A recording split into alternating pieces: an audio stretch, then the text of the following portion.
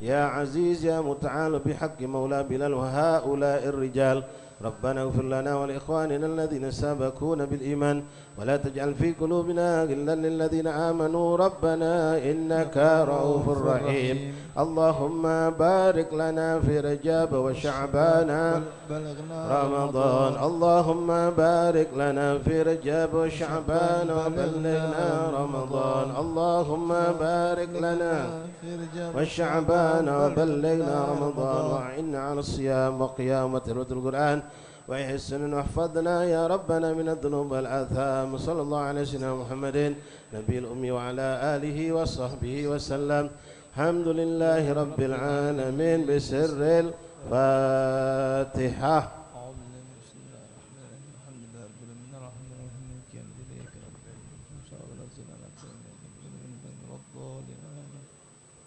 ربنا تقبل منا إنك أنت السميع العليم وتب علينا برحمتك يا أرحم الراحمين فرج على المسلمين وصلى الله عليه وسلم الحمد لله رب العالمين. الفاتحة وقراءة منظومة اعتبار لأولي الأبصار نوينا بما نوى صاحب المنظومة حبيبنا الحبيب محمد بن حسين بعبد ونوينا يا ربنا بما نوى آباؤنا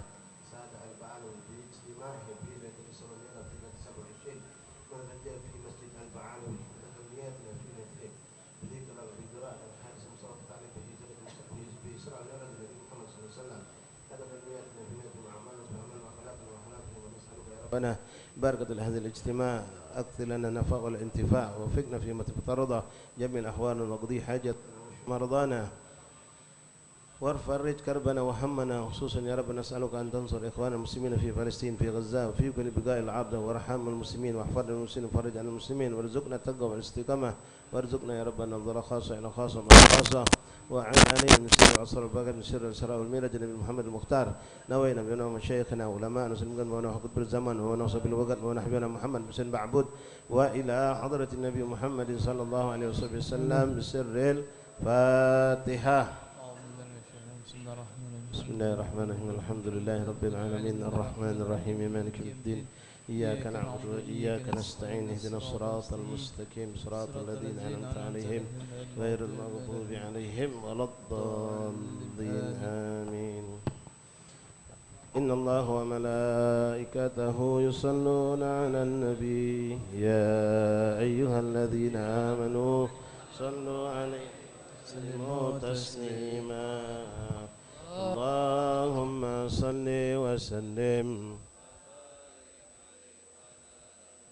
يا ربي بالمختار فرج كربنا وامدنا بسر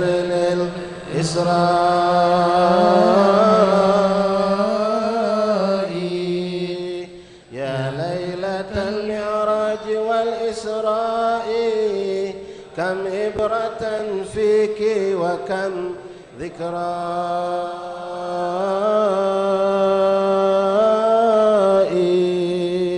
يا ليلة أبدت مقام المصطفى قد قصرت عنه ذر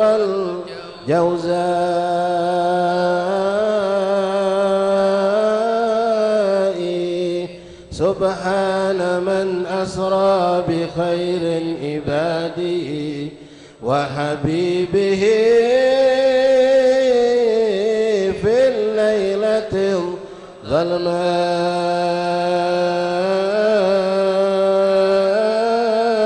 الظلماء من مسجد ذي حرمة في مكة للمسجد الأقصى بغير عناء بركات ربي حوله وبقربه فأراه من آياته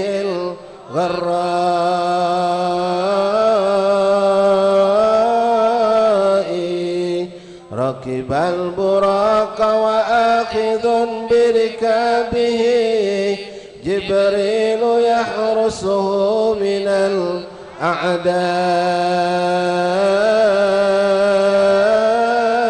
الأعداء وبطيبة قال الأمين له إلى هذه تهاجر موطن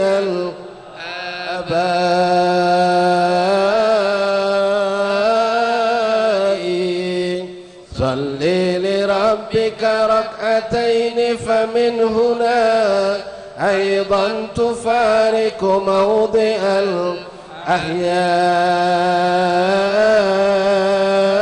الأحياء وبمدين صلى بأسفل شجرة قد ضلت موسى بقرب رئائي وبطور سيناء المقدس سره صلى النبي هناك وسط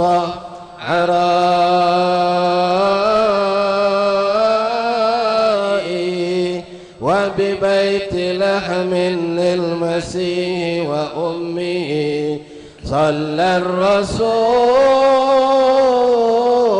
لخالق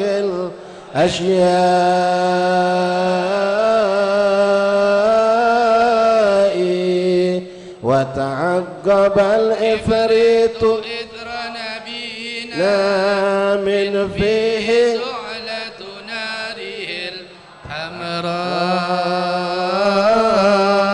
الحمراء فتلا النبي دعاء جبريل الأمين فخر مسروعا على الصخراء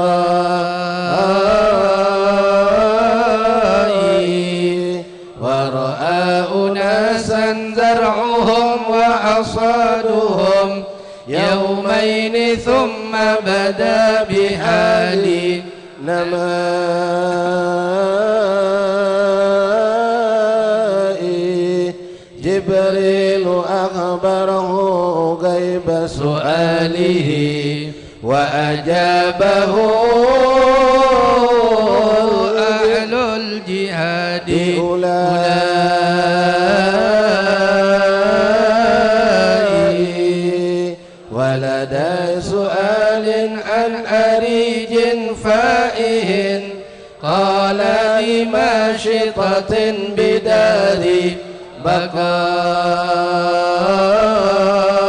بكائي ولقد أراه الله إذ أسرى به أنواع تعذيب على الخبثاء فليعتبر من كان يعصي ربه ويتب سريعا قبل أن فنائي وأتى على واد فأس نبينا بشذا نسيم عاطر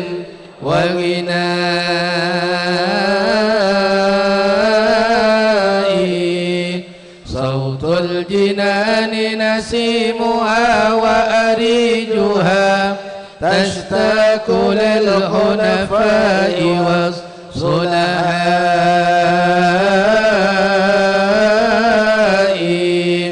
وبثاني واد مر نتانة ووعدويا راجف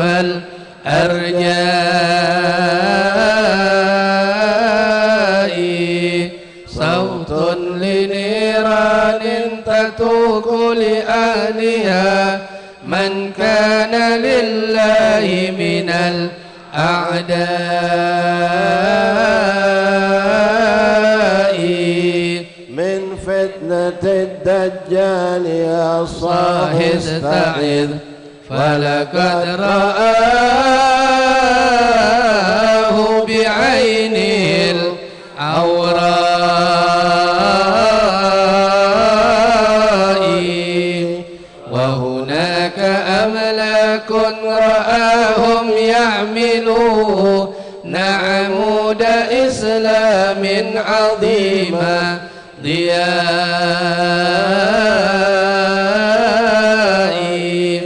وبأرض شام يؤمرون بوضعه فالشام قد صارت إلى الخلفاء ودعاه للتهويد والتنصير صوتا ما استجاب له بكل إباء وبدت له الدنيا بصورة غمرة حسناء لم تحظى برد دعاء وبمرة أخرى لقد ظهرت له مثل العجوز دنت لوقت فنائي وتعرض الشيخ اللعين له يناديه هلم فباء بالإخزاء يا رب بالمختار فرج كربنا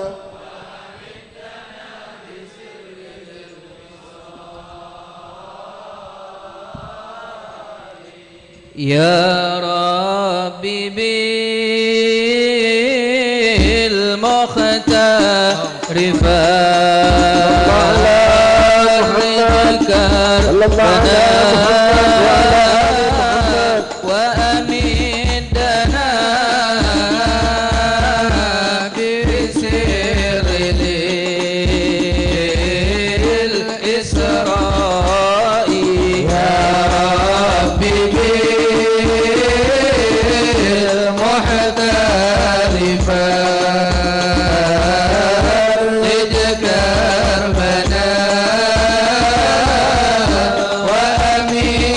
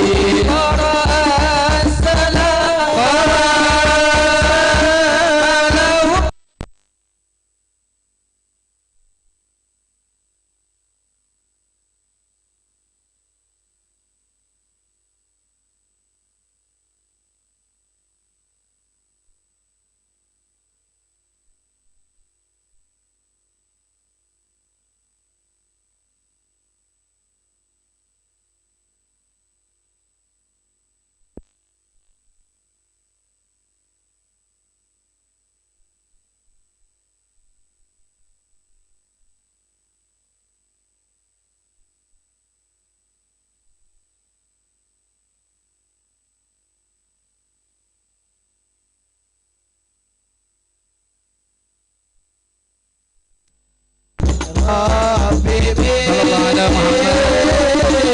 بالمختار فرج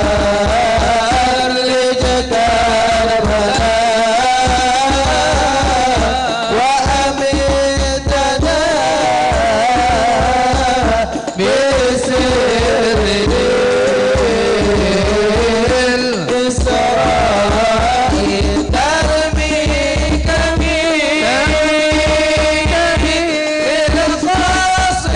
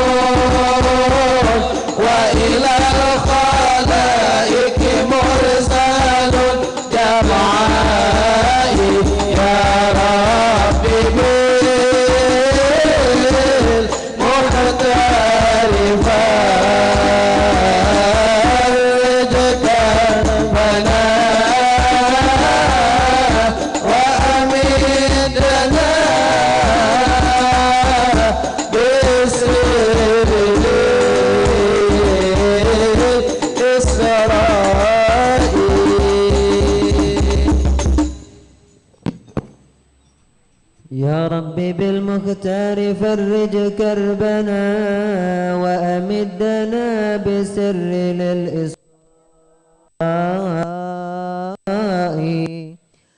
والأمة الوسطى لأحمد فضلهم يربو على غير لهم والسواء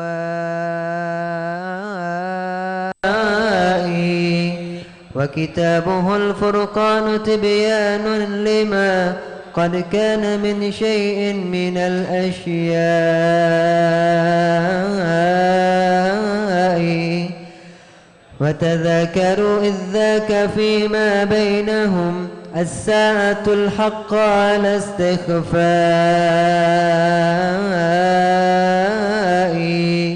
سكتوا ولكن المسيح أبان عن بعد لأشرات لها بجلاء وتكلم المختار قال بعثت والساعة كهاتين مع الإيماء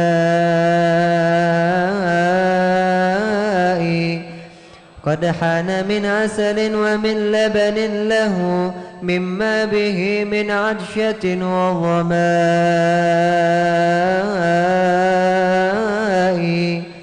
فأصب من عسل قليلا وارتوى من كأس دار وهو خير جزاء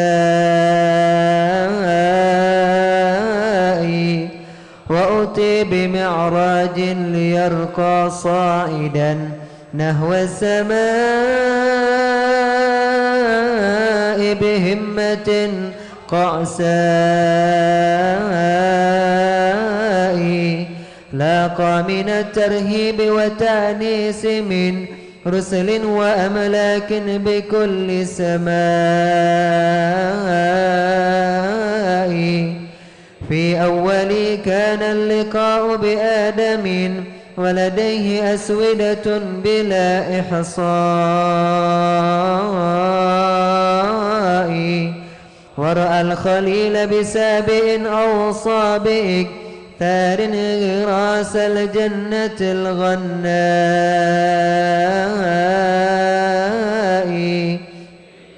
في بيتها المعمور صلى معه أرواح أمته ببيد كساء وأتى إلى ملأ هو العالى فجبريل كهلس قد بل للراء وعلى لسدرة منتهى العظمى التي جلت عن الأوصاف للبلغاء من عسجد أوراقها ولورقة منها تضل الخلق باستيفاء أمثال غربان الإضاه ملائك لم يسأموا التسبيح سبه مساء تأويلها أرواح أمة أحمد ماتوا على الإسلام في السعداء من أصلها تنساب 4 أنهر نهر لخمر ثم نهر الماء وبثالث لبن يسوغ لشارب وبرابع عسل زهى بصفاء والكوثر الموعود موردنا غدا ينساب منها فائق الإرواء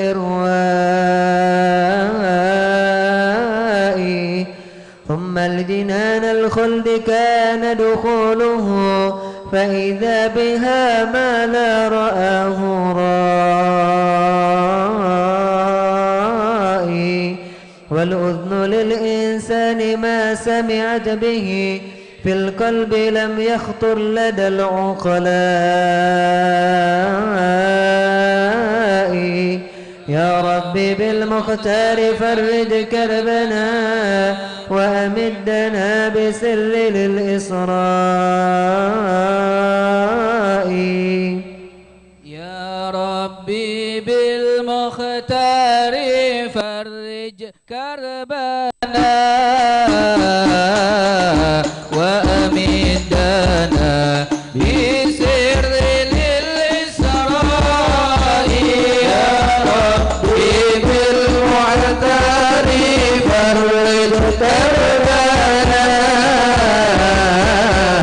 وأمدنا بسر للإسراء. بيوتها من لؤلؤ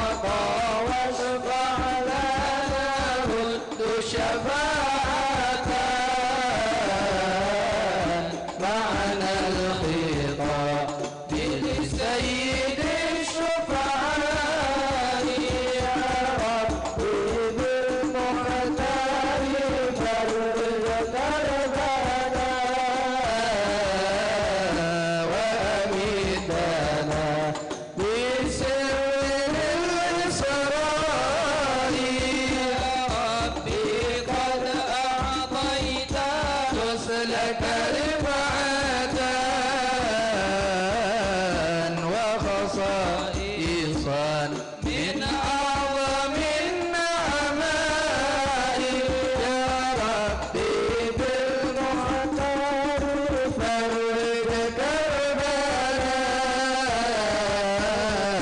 وأمتنا بسر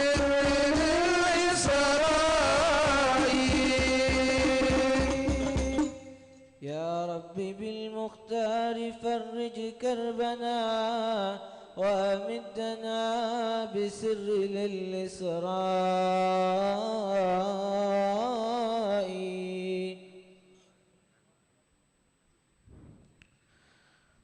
فأبي الخليل بخلة خصصته وأخي الكليم خصصته بنجاء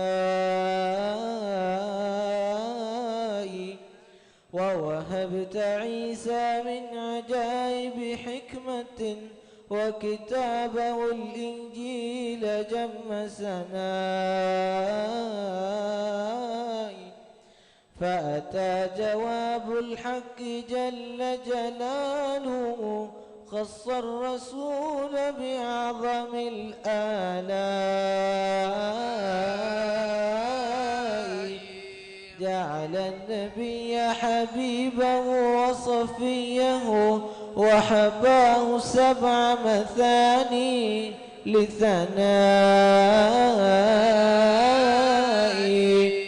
وخواتم البقرة وأيضا أسهم الإسلام مثل دائم لبنائي وسط وأفضل أمة أمته شهداء على الناس بيوم قضاء وقضى بفرض الخمس لكن أجرها 50 تخفيفا على الضعفاء ثم النزول من السماء مودعا ممن بها بتحية ودعاء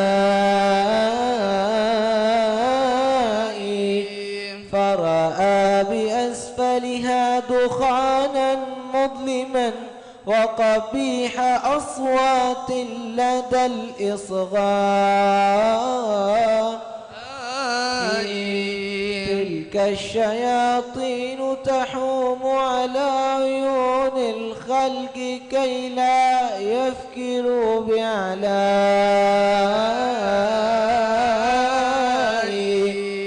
قص النبي على قريش صبحه مسراه حول البيت بالبطحاء والمسجد الأقصى لهم عرفه وعديد أبواب له بوفاء وأضاف أني قد مررت بعيركم فأتتك ما قال من الروحاء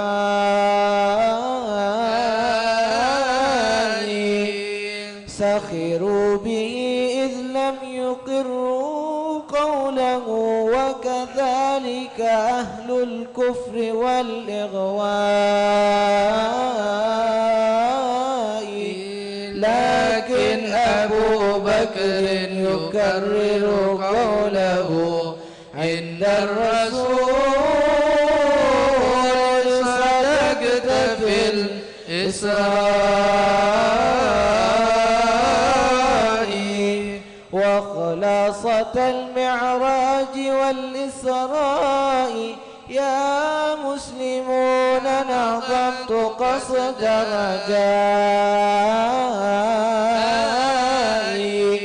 من ربي الرحمن عفوا شاملا ودوام توفيق وجزل عطاء وعناية عظمى بذرياتنا وشفاعة من سيد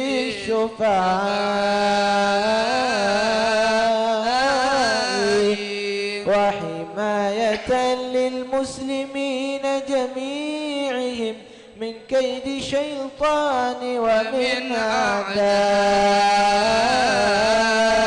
أعدائه وهلاك قوات اليهود ومن لهم شرك بنصرتهم من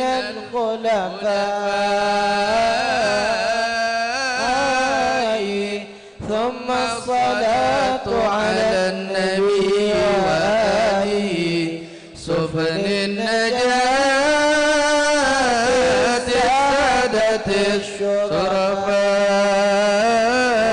الشرفاء وعلى الصحاب مهاجر ونصيرهم وعلى المحب لهم بصدق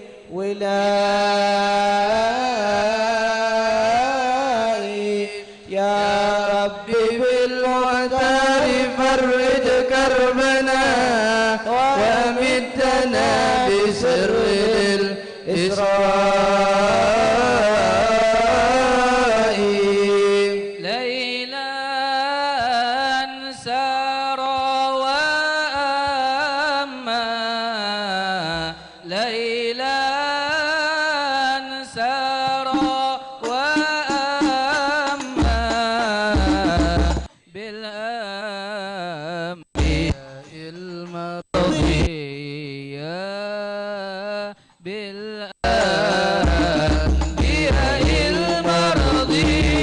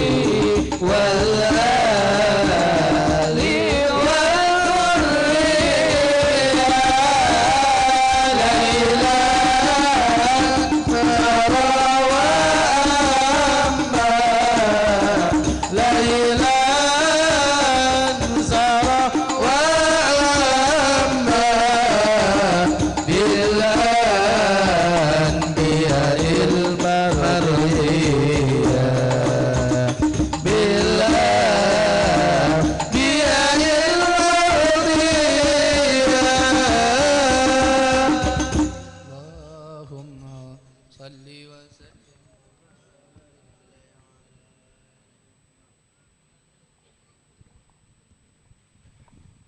بسم الله الرحمن الرحيم. الحمد لله رب العالمين. اللهم صل وسلم وبارك عليه وعلى آله وصحبه أجمعين.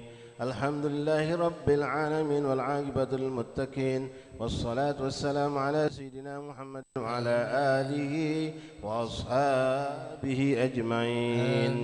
اللهم إنا قد حضرنا قصة المعراج نبيك الكريم ورسولك المبارك العظيم. فاقضي علينا ببركاته لباس العز والتكريم، واسكننا بجواره في دار النعيم، ونعمنا في الجنة بالمقيم. آمين. اللهم إنا نسألك بجاه النبي المصطفى وآله وأصحابه أهل الصدق والوفاء أن تكون لنا معينا وشفيعا، وبوعنا من الجنة غرفا، وارزقنا بجاهه عندك قبولا وعزا وشرفا. اللهم إنا نتوسل إليك بنبيك المختار وآله الأطهار وسادة الأبرار أن تكفر عنا الذنوب والأوزار يا الله يا عزيز يا جبار. آمين. واحرسنا من جميع المحاسد والمفاسد والمكاره والمخاوف والأخطار، واجمع بيننا وبينه في دار القرار، وتقبل منا ما قدمناه من يسير أعمالنا في الإعلان والإصرار، وارحمنا برحمتك واغفر لنا فإنك أنت الغفور الغفار. يا الله. اللهم إنا نعوذ بك من الهم والغم ومن الجهل والكسل والحزن ومن العجز ومن الجبن والبخل، ونعوذ بك من غلبة الدين وقهر الرجال.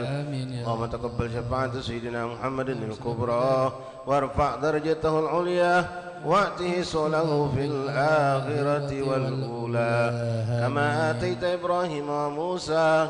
اللهم اجعل سيدنا محمدا صلى الله عليه وسلم من أكرم عبادك عليك كرامة، ومن أرفعهم عندك درجة، ومن أعظمهم خطرة، ومن أمكنهم شفاعة. اللهم اتبعه من أمته وذريته ما تقر به عينه، واجزي عنا خير ما جزيت نبيا عن أمته، واجزي الأنبياء والمرسلين كلهم خيرا. آمين يا الله. وصل وسلم على سيدنا محمد وآدم ونوح وإبراهيم وموسى وعيسى ومن بينهم من الأنبياء والمرسلين. صلاة وسلاما دائمين إلى يوم الدين. اللهم اغفر لنا ولوالدينا ولمشايخنا في الدين، ولمن حضر معنا ولمن غاب عنا من المسلمين أجمعين، ولمن أوصانا وأوصيناه بالدعاء. اللهم اكتب السلامة والصحة والعافية علينا وعلى جميع الحجاج والغزاة والمسافرين في برك وبحرك وجوك من أمتي سيدنا محمد سيد المرسلين. اللهم طهر قلوبنا من الرجس الحسي والمعنوي والأدناس، وأعذنا من شر الجنة والناس.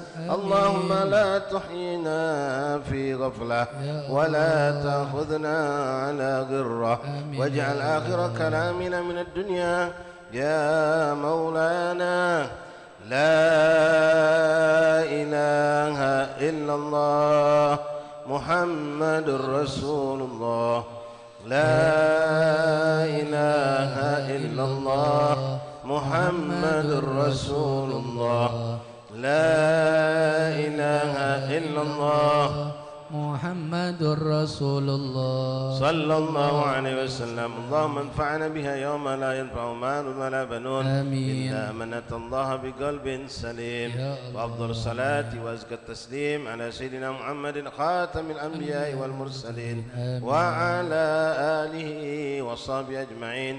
سبحان ربك رب العزة عما يصفون وسلام على المرسلين والحمد لله رب العالمين. بسر الفاتحة.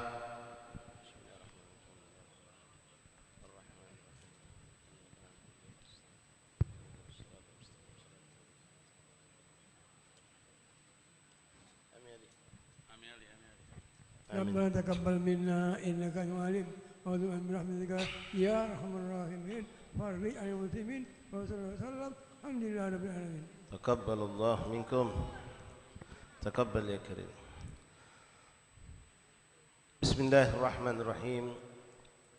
معاشر الحبايب، معاشر الأساتذة، معاشر الإخوان، جماعة مجلس ذكر زيارة rahimani rahimakumullah. Alhamdulillah thumma alhamdulillah thumma alhamdulillah. Dengan izin Allah Subhanahu wa taala kita kembali dikumpulkan Allah dalam rutinitas bulanan kita yang mana malam ini mungkin merupakan malam penutupan sementara, mengingat bulan depan kita akan insyaallah dikumpulkan lagi oleh Allah di tempat ini dalam rangkaian kegiatan akbar Kota Palembang dalam pengagungan para aulia, para salihin, mengenang jasa mereka, yaitu dalam rangkaian kegiatan ziarah kubroh insyaallah. Alhamdulillah, thumma alhamdulillah, walaupun tadi dalam keadaan diguyur hujan kita tetap melaksanakan majlis zikir kita bainal isya'in antara maghrib dan isya dengan bacaan Asmaul Husna, qasidah mudhariyah, munajat dan selain-lainnya, dan mudah-mudahan semua diijabah oleh Allah. Bahkan insyaallah dengan berkat diguyur hujan Allah lebih memberikan pemberiannya untuk kita insyaallah taala. Kemudian dengan izin Allah alhamdulillah malam hari ini kita pun dikumpulkan Allah kembali menghidupkan jalsah syahriyah bulanan kita di pemakaman Aulia Salihin Kambang Koci ini. Dan alhamdulillah malam hari ini di samping kegiatan memang ziarah kita rutin, kita pun menghidupkan daripada zikra Isra wal Mi'raj Nabi Muhammad sallallahu alaihi wasallam, menghidupkan majlis peringatan Isra Mi'raj Nabi Muhammad sallallahu alaihi wasallam. Walhamdulillah fadlan Allah Subhanahu wa taala, pada hari ini kita pun mendapatkan satu tambahan keberkahan insyaallah, kedatangan guru kami yang juga adalah dulu beliau banyak teman-teman kita yang pernah mondok di Hadramut di Darul Mustafa tepatnya, yang mengambil keberkahan dari beliau semasa kita mondok di Darul Mustafa. Beliau Habibana Syekhana Habib Ali bin Abu Bakar bin Syekh Abu Bakar bin Salim. Beliau adalah orang kepercayaan Habib Umar bin Muhammad bin Hafid di Darul Mustafa. Beliau ikut berkhidmah di sana dan juga mengajar dan bermacam-macam amanah yang disampaikan oleh Habib Umar kepada beliau. Dan alhamdulillah ya, kita menyaksikan bagaimana beliau termasuk orang yang dekat dengan Habib Umar bin Muhammad bin Hafid. Beliau sekarang pun telah juga memiliki pondok pesantren di Kota Tarim, tidak jauh dari Darul Mustafa, yang mana pondok pesantren beliau ini memang dikhususkan untuk menampung anak-anak yang masih di bawah baligh, untuk memulai mengambil dasar ilmu pengetahuan agama dengan mengambil keberkahan dari keagungan keberkahan Kota Tarim. Alhamdulillah beliau pada kesempatan untuk kesekian kalinya masuk ke Palembang ini, bukan untuk pertama kali sebetulnya, tapi alhamdulillah pada kali ini beliau ditakdirkan Allah bisa duduk di jalsah kita bersama kita, untuk insyaallah kehadiran beliau saja sudah menambah keberkahan, namun kita lebih berharap lagi tambahan lewat tausiah dan nasihat dari beliau insyaallah taala. Ahlan wa sahlan bikum ya sayyidi ya Habibana Ali bin Abu Bakar bin Syekh Abu Bakar bin Salim wa man ma'akum. Farahna wa syarafna bi hudurikum ma'ana ya Habibana hadhil jalsah syahriyan ma'ana dzikir bainal isya'in fi musalla wahid min musalla hadul habaibuna, wa qara'na fi asmaul husna adhkar awrad kadzalik qasidah mudhariyah laman ya'ti waqtul isya' summa nusalli al-isya' wa ba'da dzalik qabla na'ti ila hadzal makan maqam hadha nahna nazur adatan ila maqam maqbarah al Syekh Abu Bakar bin Salim, yakni mulaqab Pangeran Syarif Ali bin Abu Bakar bin Salim bin Syekh Abu Bakar bin Salim. La'allakum ta'rif Habibana Habib Hamid Nagib bin Syekh Abu Bakar bin Salim sahibul Bekasi samawinan wa jaddahu hunak jaddu madfun hunak wa thumma ba'da ziyarah khafif huna na'ti ila hadzal makan wa sawina jalsah wa adatna ba'da zawina qira'ah yasin tahlil tasbih قرأنا قصائد ثم قرأنا شيء قليل من كتاب محمد الله الحداد. لكن بمناسبة هذه الليلة جعلنا هذه الليلة ليلة حفلة ذكرى إسراء معراج نبي محمد صلى الله عليه وسلم. نحن الآن في مقبرة مسمى بمقبرة كامبang Koci. كامبang هذا زي جيبية، كوتشي هذا كما سفينة صغيرة، هذا ملكم هكذا.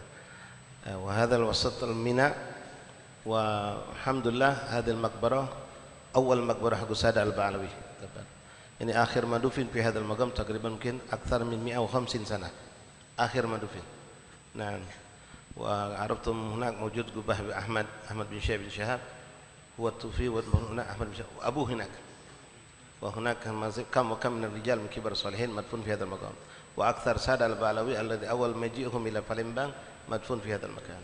نعم الحمد لله هيئنا شهرية بجلسة مع الشباب ومعنا كذلك جلسة كبير في كل سنة في شهر شعبان ما يسمى بزيارة كبرى إن شاء الله بعد شهر إن شاء الله نسوي في 20 من شعبان إن شاء الله 3 أيام متواليا في حفلة في بالembang وحضور جمع كثير من الأمة حتى جاءوا من خارج البلاد ومن جاوا من كليمانتان ومن بانكا وغيره من بلاد إندونيسيا إن شاء الله هنا وكذلك حبايبنا وأساتذة من جاوا من بالembang وكلهم يجتمعون هنا حضور إن شاء الله تعالى. طبعا يا حبيبنا حضوركم هنا بركة لنا إن شاء الله وفرحنا وصرفنا ثم بغينا زيادة منكم أول شيء انظر إلينا وهؤلاء الشباب حبيبنا وثم بغينا نصيحة منكم إن شاء الله ما ينفعنا وهؤلاء إخوان إن شاء الله تعالى سنكون من الذين يستمعون القول فيتبعون أحسنه إن شاء الله تعالى ولا نطيل كلام نؤتي لكم فرصة أن تلقي نصيحة للفقير الإخوان كلهم جميعا وإن شاء الله حبيبنا أستاذ محسن بن حسن بطين سيترجم لكم إن شاء الله تعالى. تفضل حبيبنا فعليكم الوقت. صلوا على نبي محمد. لو بيجي أحسن لكي يشوفكم كلهم وأنتم تشوفهم لا بأس.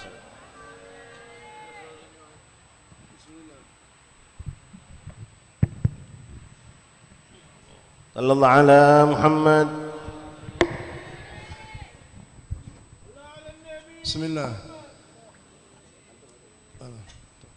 بسم الله الرحمن الرحيم.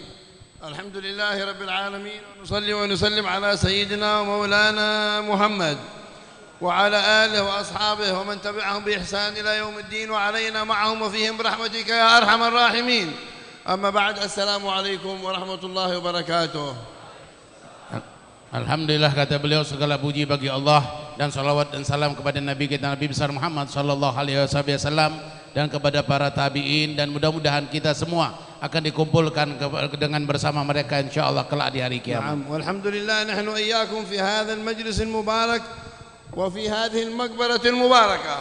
Alhamdulillah kita sekarang dikumpulkan di tempat yang penuh dengan berkah di sekelilingi oleh dengan kuburan-kuburan yang banyak berkah. Wa ma min qabr min qubur al-muslimin illa wa man sallam alaihi radda alaihi salam. Tidaklah ada satu kuburan kaum muslimin setiap kita mengucapkan salam pada kuburan itu kecuali sahibul kubur akan menjawab salam kita. Akhbarana Nabi Muhammad sallallahu alaihi wasallam. Sesuai dengan apa yang disampaikan oleh Nabi Muhammad sallallahu alaihi wasallam. Ma min muslim yamurru ala qabri akhihi al-muslim fa yusallim alaihi illa radda alaihi salam. Tidaklah ada seorang muslim mengucapkan salam kepada satu kuburan muslim kecuali sahibul kubur akan menjawab salam daripada salam muslim tersebut. Wal maqbarah man fiha min al-amwat yushahiduna man hawalihim wa ab'ad.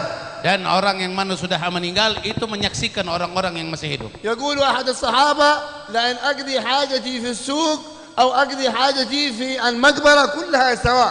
يعني أن من في السوق يراني ومن في المقبرة يراني أقضي حاجة يعني البولة والغاية كرمكم الله. Ini yang dikatakan oleh salafun sholihin bahwasanya setiap orang yang pergi ke pasar dia ada hajatnya dan setiap orang yang ke kuburan dia ada hajatnya. Apapun yang dia dapatkan dari pasar dia ada hajat, dia dapat di pasar, dia pergi ke kuburan dia ada hajat, dia juga akan dapat juga hajatnya. Wa kullu man arada an yazura qabran ينظر إليه صاحب القبر من نزوله من بيته يفرح به إلى أن يأتي إليه هكذا قال النبي محمد صلى الله عليه وسلم. Kata Nabi kita Nabi Muhammad sallallahu alaihi wasallam, siapapun yang ingin berziarah ke suatu kuburan, ini sahibul kubur itu sudah nyingok dia sejak dia keluar dari rumahnya. هذا عموم المسلمين. Ini semua kaum muslimin. أما إذا كان أبوك أو أمك فالمسألة أكبر وأعظم. Apalagi kalau yang nak kita datangin adalah orang tua kita, maka ini lebih besar. وإذا كان ولي أعظم. Apalagi wali min auliyaillah lebih besar وإذا lagi. كان شهيد أعظم. Apalagi orang yang mati syahid lebih وإن besar كان lagi. نبي أعظم وأعظم. apalagi Nabi lebih besar lagi. فإن الأنبياء أحيا في قبورهم يصلون. Karena para Nabi itu hidup di dalam kuburnya dan mereka sholat. والشهداء أحياء. Dan para yang syuhada itu juga hidup. وكثير من المسلمين أحيا في قبورهم. Dan semua kaum muslimin itu para walinya hidup. هذا بالنسبة للحياة العامة. Dan ini semua untuk kehidupan secara umum. أما الحياة الخاصة فتخص الأنبياء والشهداء والصالحين. Kalau hidup yang bisa bermanfaat itu khusus untuk para nabi dan orang-orang saleh. والصادقين. Dan orang-orang siddiqin. والصديقين. Dan para siddiqin. كما قال سبحانه وتعالى ومن يطع الله والرسول فأولئك مع الذين أنعم الله عليهم من النبيين والشهداء والصالحين وحسن أولئك رفيقا. Sebagaimana firman Allah, barang siapa yang taat kepada Allah dan taat kepada Rasul, maka Allah akan kumpulkan mereka dengan para nabi, para siddiq, para syuhada dan para sholihin. ومعنى هذا الكلام Dan arti daripada omongan أننا ini, أمام هؤلاء الأموات وهم يسمعوننا ويبصروننا. yang mana kita sekarang berada di depan para kuburan ini, mereka semua ini dengar kita, nyingok kita. ونحن مسلمون Dan kita seorang muslim. مؤمنون Dan kita seorang yang beriman. موحدون Dan seorang yang mengesahkan لم Allah. نيأس من أصحاب القبور. Dan tidak ada yang akan menyembah لم kubur. نيأس من نظرهم Dan kita tidak akan sia-sia dari pandangan ولا من mereka. حياتهم. Dan dari kehidupan mereka. ولكن من الذي يئس من أصحاب القبور؟ Dan siapapun yang hidup di sekeliling kubur, الكافرين. mereka itu semua hadir. يئسوا من الآخرة كما يئس الكفار من أصحاب القبور. Mereka hidup sebagaimana mereka para ashabul kubur tetap hidup. هكذا يقول الله سبحانه Ini yang وتعالى. sebagaimana yang dikatakan oleh Allah Subhanahu wa taala. وإما من يعتقد في الأموات شيء آخر أنهم ما يسمعون أو ما يبصرون فهؤلاء مبتدعة ضالين مضلين. Dan kalau ada wong yang berpikiran bahwasanya orang yang sudah meninggal ini tidak ada manfaat, tidak hidup, ini adalah pemikiran yang bid'ah, pemikiran yang sesat. وأما الإسلام فأمرنا بتعظيم الأموات. Semua Islam mengajarkan kita untuk mengagungkan orang yang sudah بل meninggal. ليس تعظيم الأموات تعظيم القبور. Dan mengagungkan orang yang sudah meninggal bukan mengagungkan kuburan. هل يستطيع أحد أن يبول على قبر؟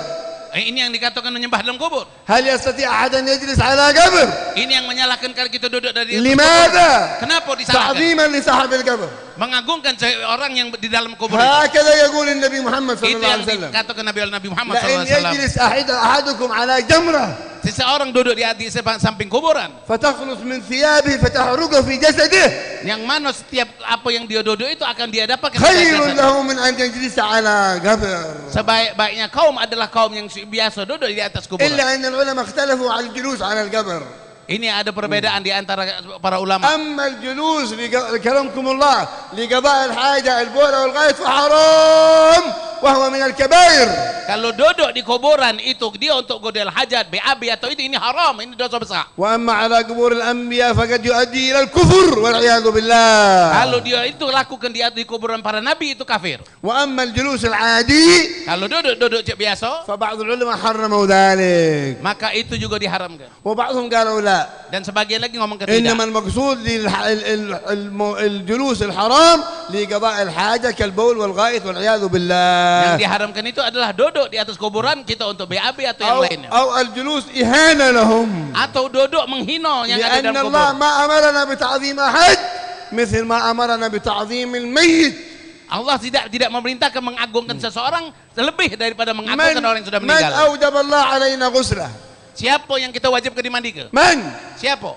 أوجب الله علينا غسله؟ Kita wajib memandikannya. Siapa? أوجب الله علينا حمله؟ Kita wajib membawanya. Siapa? أوجب الله علينا تكفينا؟ Kita wajib mengafankannya. Siapa? أوجب الله علينا أن نحسن التعامل معه وهو ميت. Dan kita wajib untuk membaguskannya walaupun sudah من meninggal. هذا؟ Siapa ini? الميت. Orang yang sudah meninggal. إلى درجة Sampai kedudukan أن النبي قال كسر عظم الميت ككسره حي. الله أكبر. orang yang mana memakaikan pakaian mayit itu sebagaimana dia memakai pakaian yang sudah hidup. هذا ما أمرنا به رسول الله. Ini yang diperintahkan oleh Nabi dan Rasulullah. وأما ما يأتي به المبتدعة فلنحذر من هذه الخزعبلات والأشياء الفاضيات. Dan orang-orang yang pelaku bid'ah ini adalah perusak negeri. إنما يريدوا ليفتنوا المسلمين بعضهم ببعض Mereka ingin memfitnah muslim dengan muslim yang وليحمل lainnya. الحقد والحسد بعضهم لبعض. Menyebarkan kebencian satu dengan yang lain. فالحمد لله الإسلام ليس وليد اليوم. Yang mana Islam adalah yang sudah ada saat ini. الإسلام له 1400 سنة. Islam ini sudah berada dari 1400 tahun yang وما lalu. وصلنا إلا عبر هؤلاء الذين ماتوا رحمهم الله. Tidak bakal sampai ke kita kecuali melalui mereka-mereka ini. من أين عرفنا الله؟ Dari mana kita kenal Allah? من قال للكل أن الله ربنا؟ من قال؟ Siapa yang ngomong kalau Allah itu Tuhan kita? جبريل نزل على أحد Jibril turun di antara kita? أو أحد جالس النبي محمد؟ Atau seseorang kalian duduk dengan Nabi Muhammad? كل ذلك لم يكن. Itu tidak mungkin. إنما عبر الآباء والأجداد والمشايخ إلى النبي محمد صلى الله عليه Ini kita وسلم. dapatkan dari kakek, dari nenek sampai ke Rasulullah هم SAW. الذين دلونا على الله. Siapa yang mengenalkan kita akan Allah? وهم عرفونا أن الله ربنا. Mereka lah yang mengenalkan kita Tuhan Allah, وأن Tuhan kita. محمدا نبينا صلى الله عليه وسلم. Dan Nabi Muhammad adalah Nabi kita. كل هذه التعاليم عبر الأسلاف والأجداد. Dan ini kita dapatkan dari salafun salih kita dulu. المؤمنون Orang yang beriman, الموحدون. orang yang mengesahkan Allah. وهؤلاء الذين يكفرون الناس لا عبرة بهم أبدا وليسوا من الدين. Mereka yang mengkafirkan kita itu bukanlah salah satu ibrah untuk agama. والحمد لله على نعمة الإسلام Alhamdulillah atas nikmat الذي Islam جاءتنا وإياكم yang mana datang kepada kita عبر semua. المشايخ إلى شيخ عن شيخ إلى النبي Dari محمد guru ke guru sampai Nabi أو Muhammad. أب عن جد إلى النبي Dari محمد. bapak sampai ke kakek sampai Nabi هذه Muhammad. نعمة من Ini الله nikmat dari Allah. والحمد لله على نعمة الإسلام. Alhamdulillah dari nikmat وفي Islam. قصة الإسراء والمعراج Daripada kisah Isra dan Mi'raj سمعتم ذلك yang kita baca tadi. لما أسري بالنبي محمد صلى الله عليه وسلم. Ketika Nabi Muhammad SAW Isra. الإسراء من مكة إلى بيت المقدس Isra dari Mekah ke Baitul Maqdis. والمعراج Dan Mi'raj من المسجد الأقصى إلى السماوات dari العلى. Masjidil Aqsa sampai ke Sidratul Muntaha. في الإسراء Di dalam perjalanan مر Isra على قبر سيدنا موسى. melintasi kuburan Nabi Allah Musa. ماذا وجده يعمل؟ Apa yang didapatkan di situ? قال لقد مررت بموسى فهو قائم يصلي في قبره. Didapatkan Nabi Musa sedang sholat di kuburannya. هكذا قال لنا النبي محمد صلى الله Ini عليه yang وسلم. dikatakan oleh Nabi Muhammad SAW. ثم Kemudian من أعظم النفع من الأموات، من أعظم الانتفاع من الأموات، daripada yang paling bagus, paling agung manfaat dari أعظم orang. انتفاع Paling agung yang manfaat. كلنا نعيش فيه، Kita semua bisa dapat. حتى المبتدع يعيشوا فيه. Bahkan yang bid'ah bisa dapat juga. تخفيض الصلوات من 50 صلاة إلى 5 صلاة Salat yang 50 waktu diringankan 5 waktu. بواسطة من؟ Wasilah siapa ini? ببركة من؟ Berkat siapa ini? من؟ Siapa ini? سيدنا موسى. Sayyidina Musa. حي أو ميت؟ Apa dia sudah meninggal? ميت في السماء. Nabi Musa sudah meninggal. ببركته خفضت الصلوات من 50 إلى 5 صلوات. Berkat Nabi Musa kita bisa dapat keringanan dari 50 jadi 5 waktu. وهذا الأحمق المجنون Ini orang-orang yang gila. الذي يقول الأموات لا ينفعون. Orang yang mengatakan orang yang sudah meninggal tidak قل له manfaat. أنت تمشي في منفعتهم أنت. Engkau berjalan di atas mereka. لو ما سيدنا موسى كانك تصلي 50 صلاة في اليوم والليلة. Kalau bukan berkat Sayyidina Musa kau akan sholat 50 waktu. لكن هؤلاء كما ذكرنا ليسوا من الدين أبدا. Mereka itu bukan dari golongan orang yang beragama. هؤلاء مدعومين من الكفار. Mereka adalah dorongan daripada orang وهم kafir. أتباع الدجال. Mereka adalah pengikut para كما قال dajjal. سيدنا علي Bagaimana Sayyidina Ali لسيدنا berkata, الحسن والحسين Sayyidina Hasan dan Husain في غزوة النهروان، غزوة كبيرة في أيام سيدنا علي، di perang Nahrawan, perang Sayyidina Ali. قتلوا فيها أعظم منتقد على النبي محمد صلى الله عليه وسلم، Di situ banyak dibunuh orang-orang yang membenci Nabi الذي Muhammad قال SAW. للنبي محمد يا محمد اعدل فإنك لم تعدل. كافر، ما هو مجنون، كافر.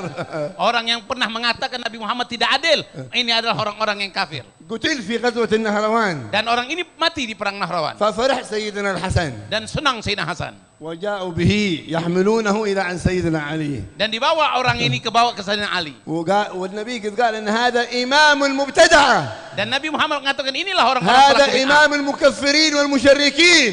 Pemimpin para pengkafir orang-orang lain. قال سيدنا الحسن أبي الحمد لله الذي أراح هذه الأمة من هذه العصابة، يعني الحمد لله قتلنا القائد حقهم. Alhamdulillah, wahai ayah, kita telah membunuh orang yang telah merusak daripada agama ini. ماذا قال سيدنا علي؟ Apa kata Sayyidina Ali? قال بلى يا انتبه يا حسن، Benar, hati-hati ya Hasan. انتبه يا حسن. Hati-hati ya Hasan. إنهم لفي أصلاب الرجال وأرحام النساء. Ini mereka موجودين. Ini mereka akan terus dari golongan laki-laki dan perempuan sampai hari kiamat. ثم قال Nah, Imam Ali berkata, والله demi Allah, لو لم يبقى من أمة محمد كلهم فنو باقي إلا ثلاثة لكان أحدهم على هذه العقيدة والعياذ بالله. kalaupun semua orang berpikiran sesat sebagaimana orang ini, sisa 3 wong bae, kami akan mengikuti yang sisa 3 ini. حتى يقاتله آخرهم مع الدجال. Sampailah mereka akan menjadi pasukan Dajjal. فإمامهم منتظر فهم منتظرين إمامهم الكبير. Mereka ini kelompok ini nunggu imam mereka إمام yang besar. الشر. Imam yang إمام keburukan. الفتنة. Imam penyebar fitnah. الدجال. Ad-Dajjal. ونحن منتظرين إمامنا Kita juga nunggu imam kita. المهدي. Imam Mahdi. فكل ناس له فكل يوم ندعو كل أناس بإمامهم. Semua kita menunggu daripada kedatangan imam. إمامنا الأول سيدنا محمد. Imam kita pertama Nabi Muhammad. وإمامنا الأخير سيدنا المهدي مع سيدنا عيسى. Imam kita yang terakhir Imam Mahdi dan Sayyidina Isa. وهؤلاء Dan mereka, إمامهم الأول الشيطان الرجيم. imam mereka yang pertama ada syaitan. وإمامهم الأخير الدجال. Dan imam terakhir mereka ada Dajjal. فكل أناس يمشون خلف أناس. Dan mereka dan semua manusia akan berjalan di ما belakang أحد manusia. كذاب ما حد يقول أنا مالي إمام ليس لي كل واحد له إمام. كل واحد له Semua إمام. orang itu pasti ada imam. إيش معنى إمامك؟ Apa arti imam? تحبه Mencintainya, تتشبه به menyerupainya, تمشي في طريقته berjalan di jalan tujuannya, تنشر دعوته. menyebar dakwahnya.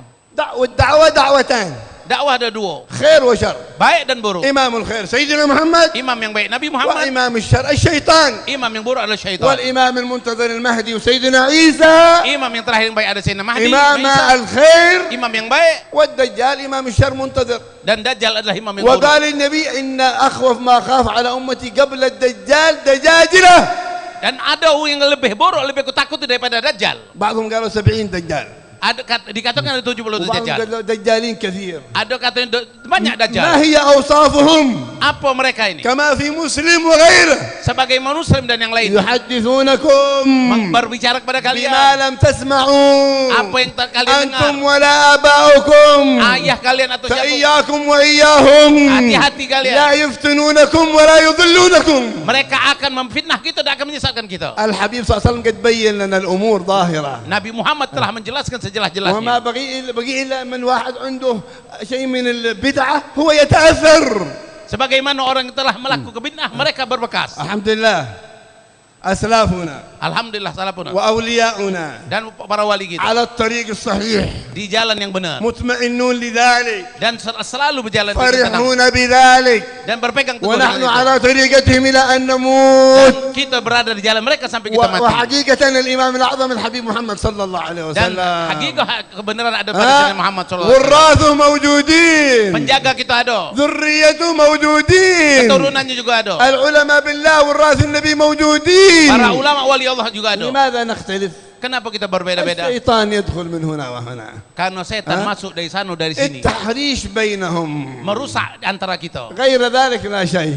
Tidak ada yang lain. لا نخاف من كافرين Kita tidak takut orang ولا kafir, يهود واضحين Yahudi tidak takut ولا kita. نصارى واضحين. Dan orang yang Nasara juga الخوف tidak. من أصحابنا وأبناء جلدتنا كما قال النبي محمد صلى الله عليه وسلم. Setan masuk ke jasad kita sebagaimana Nabi kita Nabi Muhammad ngomong. فالحمد لله على حضوركم في هذا المجلس المبارك Alhamdulillah kita berada di dalam وفي masjid هذه mubarak. المقبرة المباركة. Dan di sekitar kita kuburan شهر mubarak. في كل شهر تجتمعون. Dan setiap bulan kita من berkumpul. أجل ماذا؟ Untuk apa? من أجل Karena Allah الله. Subhanahu wa ما taala. المصلحة؟ Siapa yang الإيمان. iman, لأجل يقوى. iman agar bisa لأنه في kuat. آخر الزمان فتن كثيرة. Karena di akhir zaman ini penuh. وهذه الجلسة Ini وأمثالها dan seperti ini majelis تقوي الإيمان. menguatkan iman kita, تثبت الإيمان. memantapkan iman تقرب kita, من الرحمن. mendekatkan kita kepada Allah, تقربك من الحبيب محمد صلى الله عليه mendekatkan kita وسلم. kepada Nabi Muhammad فالحمد SAW. لله على جلوسكم في هذه المجالس المباركة. Alhamdulillah kita duduk di jasa yang mubarak ini. فاطمئنوا dengan dengan tenang, wafrahu dengan senang, bidinukum, dengan agama kalian, biislamikum, dengan Islam kita, biawliyaikum, dengan para wali kita, bianbiyaikum, dengan para nabi kita, biajdadikum, dengan kakek-kakek kita, alladzina qala Allah fihim, yang mana Allah katakan di ala dalam lisan sayyidina Yusuf, di atas lisan Nabi bal Allah Yusuf, attabi' millata abai Ibrahim wa Ya'qub wa Ishaq, yang mana mengikuti agama yang Nabi Ibrahim, Nabi Ishak dan Nabi Yakub. attabi' millata Mengikuti Nabi agama, abai bil millata abai, mengikuti agama orang tua al-awliya, para aulia, al-mu'minun, orang-orang yang beriman, as-salihun, para salihun, asy-syuhada, para syuhada, as-siddiqun, para siddiqun, al-anbiya. para nabi. فالحمد لله على هذه النعمة. Alhamdulillah kita bisa dapat وجزاكم nikmat الله ini. خير على حضوركم. Alhamdulillah, terima kasih atas فرحنا kehadiran بهذا kalian. الحضور. Alhamdulillah senang نعم. dengan وليلة kehadiran ini. الإسراء والمعراج أعظم ليلة عند النبي محمد صلى الله عليه Malam وسلم. Isra Mi'raj adalah malam paling agung buat Nabi لأنه Muhammad. التقى فيها بربه سبحانه Karena وتعالى. bisa berjumpa dengan Nabi Allah ونحن Subhanahu wa أعظم taala. ليلة عندنا Dan paling agung malam yang untuk ليلة kita, الميلاد الشريف. malam kelahiran Nabi Muhammad sallallahu لكن alaihi بما wasallam. أنها ليلة المعراج والإسراء أعظم ليلة عند النبي فنحن نفرح بذلك لأن النبي يفرح بذلك. Malam Isra Mi'raj adalah malam yang disenangi oleh Nabi, dan kita senang karena malam itu malam yang disenangi oleh Nabi Muhammad وأعظم ما SAW. افترض فيها كما تعلمون الصلاة، Sebagaimana malam Isra Mi'raj ada yang diwajibkan, yaitu فهي salat. أعظم فرائض الدين. Paling agungnya dalam agama. من وصلها وصله Barang الله، siapa yang melakukannya maka Allah ومن sampaikan. حافظ عليها حفظه Barang الله، siapa yang menjaganya Allah akan jaga dia. ومن ضيعها ضيعه الله. Barang siapa yang mensia-siakan salat, Allah akan mensia-siakannya. فلننتبه منها أيها الأحباب. Maka hati-hati wahai pemuda. ننور بها مساجدنا، Dari masjid-masjid kita, ننور بها بيوتنا، terangkan masjid kita, terang ننور rumah kita, بها أسواقنا. terangkan pasar-pasar kita. أي محل أردنا أن نصلي Di نصلي، mana waktu akan salat kita lakukan salat, ولو في المقبرة، walaupun di kubur. ونترك المبتدعة. Walaupun فإن الله جعل لنا الأرض طيبة وطاهرة ومسجدا. dan di mana Allah katakan bahwa Allah jadikan bumi ini bumi yang bagus dan bumi yang suci untuk jadi masjid. ننتبه من النجاسة ونصلي في أي محل كنا. Yang penting hati-hati dari najis, di situ kita هذه salat. هدية من الله للنبي محمد. Ini hadiah dari Allah untuk Nabi Muhammad. جعلت لي الأرض مسجدا، Allah jadikan bumi ini masjid وترابها طهورا، dan debunya suci. من لم يجد ماء تيمم بالترب. Barang siapa yang ingin mendapatkan ketenangan maka نعم. dapat dari situ. فحافظوا على الصلاة، Maka jangan lupakan sholat. ونبهوا أولادكم Jelaskan sama anak-anak kita, وبناتكم ونساءكم، anak perempuan kita. فإن الضياع الذي فينا من الصلاة. Orang yang mensia-siakan sholat. فإذا أردت الله يحفظك حافظ على الصلاة، Kalau kita ingin menjaga perintah Allah, jagalah sholat. وإلا انتبه من نفسك.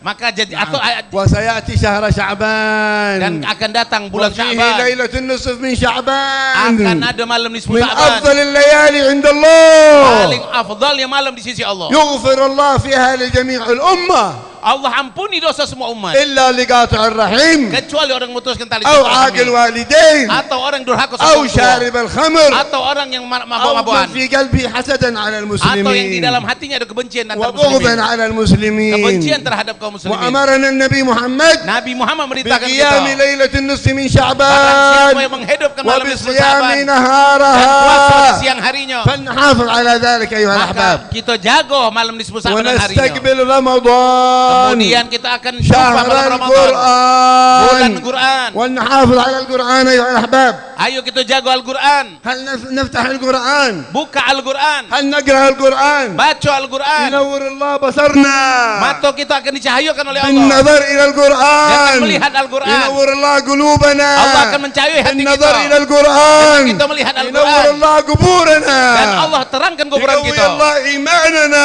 Allah akan tambahkan iman kita بالنظر إلى القرآن. dengan melihat Al-Quran. ولكن أخذتنا الجوالات أيها Tapi الأحباب، kita banyak sibuk dengan HP. ويا ليتنا ننظر إلى القرآن في الجوال. Kenapa kita banyak nyengok HP? نعمة كبيرة. Kenapa kita nyengok Al-Quran من banyak di HP? مننا ختم القرآن في الجوال؟ Kenapa kita banyak nyengok Al-Quran di HP? من؟ Siapa? هذا ولي كبير هذا. Adalah seorang wali min awliya Allah. نعرف أولاد وشباب ختموا القرآن 10 مرات 20 مرة من الجوال. Banyak orang yang mana melihat Al-Quran, dia bisa menghatamkan Al-Quran. وأولاد حفظوا القرآن من الجوال. Dan orang membaca Al-Quran banyak menghafal Quran dari ما HP. نظرنا إلى القرآن في الجوال ولا في المطابع. الآن المطابع ما شاء الله. Sekarang banyak sekali yang melihat Al-Quran dari HP dan dari segala macam jawal. هذه رسائل من الله إليك. Ini adalah perintah Allah Subhanahu wa taala. القرآن رسائل من الله إلينا.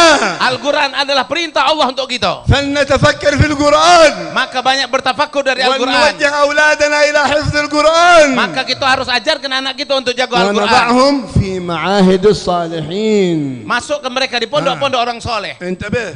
Hati-hati. المعاهد مثل المستشفيات.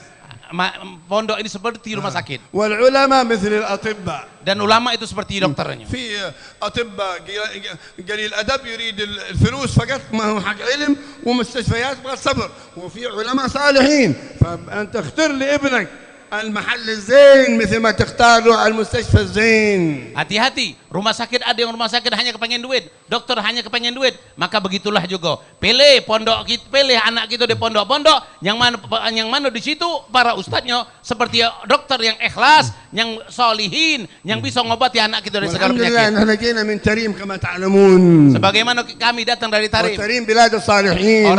Tarim adalah negeri orang Tarim soleh. bilad akthar dhurriyyat an-nabi fiha kathir. Di kota Tarim banyak para keturunan Nabi. وأول من دخل إليها سيدنا علي بن علوي يقال له خالع قسم.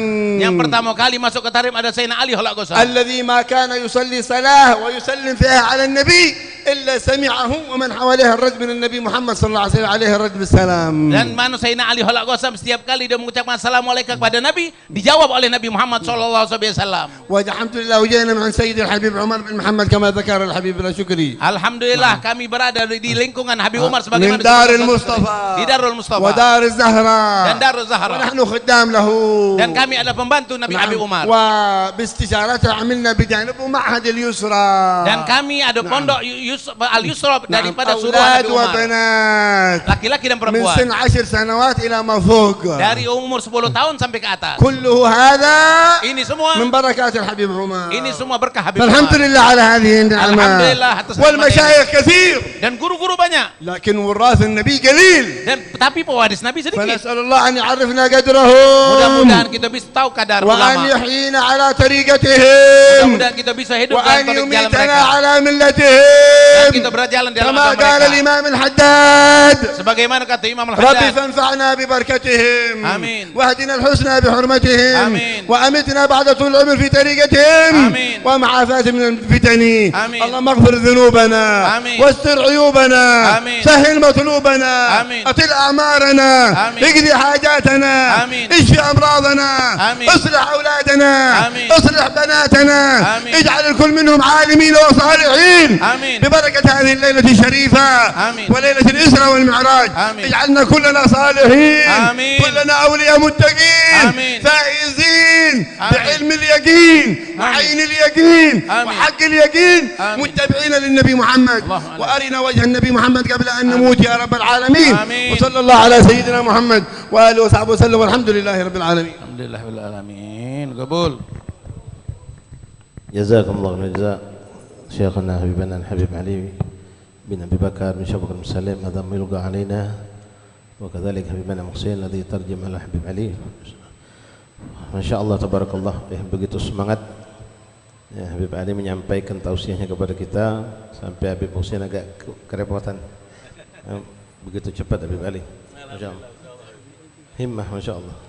Jazakumullah khairal jaza. Mudah-mudahan banyak yang kita dapatkan nasihat dari beliau ya. Dan insyaallah menjadi bekal kita dan mudah-mudahan kita semua dijaga Allah minalladzina yastami'una al-qawla fayattabi'una ahsana insyaallah. Dan insyaallah ya, kita bertambah yakin dengan apa yang kita lakukan. Zikir ziarah bulanan adalah sesuatu yang memang perkara yang diadakan dan disahkan dalam syariat Islam, bahkan dianjurkan oleh baginda Rasulullah SAW. Dan apa yang beliau katakan tadi diantara banyak poin-poin pentingnya bahwasanya berziarah kepada orang awam saja itu memberikan manfaat, apalagi kalau kita ziarah kepada orang tua kita, apalagi kalau kita ziarah kepada para aulia, para salihin, terlebih lagi kalau kita insyaallah diizinkan Allah bisa ziarah kepada baginda Nabi Muhammad sallallahu alaihi wa alihi wa sahbihi wasallam. Ma'asyal ahbab rahimani rahimakumullah. Alhamdulillah kami menyampaikan beberapa undangan peringatan Maulid Nabi Muhammad SAW, Isra Mi'raj Nabi Muhammad SAW, juga beberapa peringatan haul yang ada di kota Palembang ini.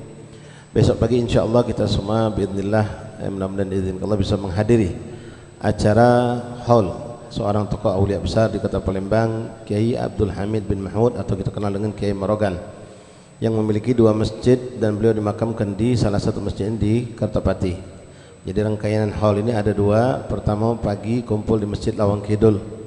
Kumpul di Masjid Lawang Kidul jam 7.30 insyaallah dimulai zikir Yasin, tahlil dan seterusnya.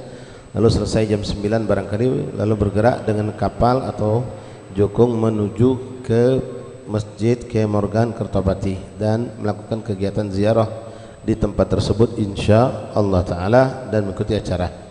Lalu ikhwan rahimakumullah, kami mengundang ikhwan sekalian juga untuk menghadiri rangkaian Isra Mi'raj kita dalam jadwal yang terjadwalkan. InsyaAllah besok malam ada 2 kegiatan. Ba'dal maghrib di Musalla Fajrul Islam, lorong KIAA 8 Ilir ya. Lorong KIAA 8 Ilir, Musalla Fajrul Islam. InsyaAllah kalau tidak ada halangan beliau akan menghadiri juga acara tersebut besok, yaitu majelis yang biasa diasuh oleh guru kita Habib Alwi bin Isa Segaf. Lalu ba'dal isya di majelis taklim Ahlul Kisah di 10 Ilir yang sekarang diasuh oleh guru kita Habib Ali bin Muhammad Qarrar Al-Haddad, yang dulu pentaksisnya adalah guru kita Habib Almarhum Muhammad bin Hussein bin Syahab. Kemudian ikhwan rahimakumullah, pada malam berikutnya insyaallah dari alumni Pondok Pesantren Al Khairat Bekasi akan mengadakan peringatan Isra Mi'raj sekaligus penutupan majelis bulanan Ba'dal maghrib di Al-Kautsar malam Selasa. Ba'dal maghrib ya, Ba'dal maghrib di Mushola Al-Kautsar 10 Ilir. Ba'dal maghrib di Mushola Al-Kautsar 10 Ilir. Lalu ba'dal isya di Komplek Asgab di Rumah Besar atas kerjasama panitia Isra Mi'raj dan alumni Pondok Pesantren Rubat Al Khairat Bekasi, majelis bulanan majelis Dalail Khairat, dan keluarga besar Al Habib Alwi bin Syah Segaf yang memberikan tempat kita. Memang rutin kita berpindah tiap bulan dari rumah wali ke rumah wali ya. Pada bulan yang lalu kita di rumah Habib Abdullah bin Idris bin Syahab, bulan ini di rumah besar rumah Al Habib Alwi bin Syekh As-Segaf. Kemudian malam Rebo jatuh sama sekali kami mewakili keluarga besar Pondok Pesantren Rubat Al-Muhibbin mengundang ikhwan semuanya untuk mewakili guru kita Habib Umar Abdul Aziz bin Abdurrahman Syahab untuk menghadiri acara Isra Mi'raj Nabi Muhammad SAW sekaligus juga khataman Sahih Bukhari. InsyaAllah dilaksanakan mulai dari ba'dal maghrib sampai selesai insyaallah ta'ala. Lalu ikhwan rahimakumullah, hari Kamis kita akan menghadiri haul Al-Habib Abdurrahman bin Muhammad Al-Munawwar di Kampung Al-Munawwar. Pagi jam 6.30 ada ziarah ke makam beliau di Guba Telaga Swida. Lalu jam 9.30 akan dilaksanakan peringatan haul di Musholla Al-Munawwar di Kampung Munawwar, tempat kita biasa mengadakan majelis Senin petang. Jatuhi sama sekali, mudah-mudahan kita bisa menghadiri majelis-majelis ini insyaallah ta'ala. Mari ikhwan kita tutup majelis ini dengan kita membaca qasidah Habib Muallim Nang ya, nasar untuk ikhwanna di Palestina Gaza insyaallah ta'ala. Ma'al hadrah. Ya Rabbana ya Rabbana unsur lana juyushana ya Rabbana ya Rabbana unsur lana juyushana ayyidhum biquwatin ayyidhum biquwatin ala al-yahud mu'tadin keluar kasih jalan jangan sabar ya Rabbana ya Rabbana unsur lana juyushana ya Rabbana ya Rabbana unsur lana juyushana ayyidhum biquwatin ayyidhum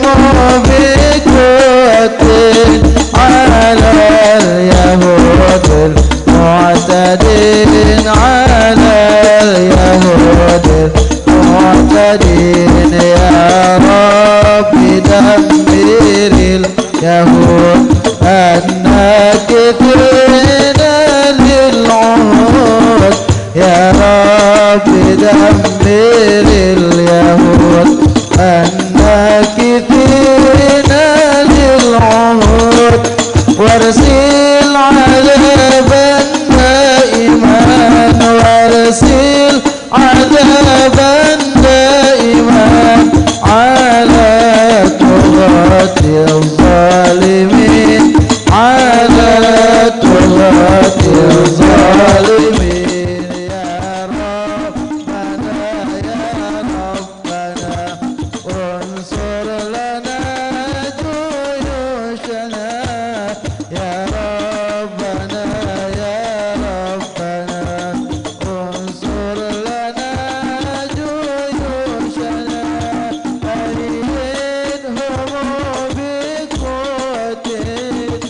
أيدهم بقوة على اليهود المعتدين على اليهود المعتدين يا ربنا بالمصطفى وآله آل الوفاء يا ربنا بالمصطفى وآله أهل الوفاء فرج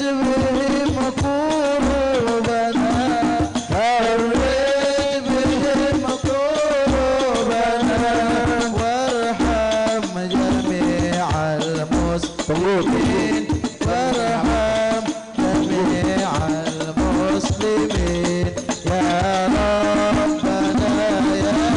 ربنا انصر لنا جيوشنا يا ربنا انصر لنا جيوشنا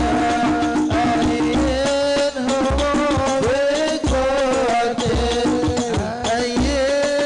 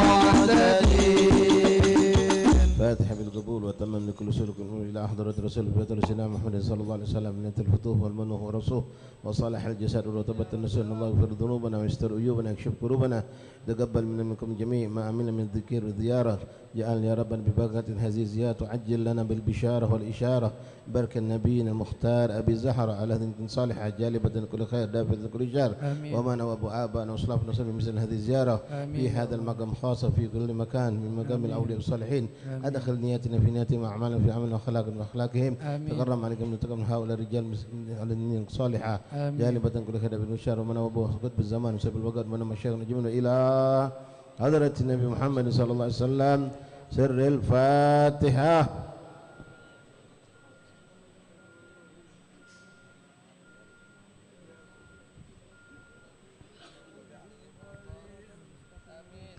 آمين آمين يا رب العالمين بجاه سيد المرسلين والحمد لله رب العالمين. Kebul Ikhwan, Fadol bikin halakoh, satu halakoh 4 orang. Yang di depan sini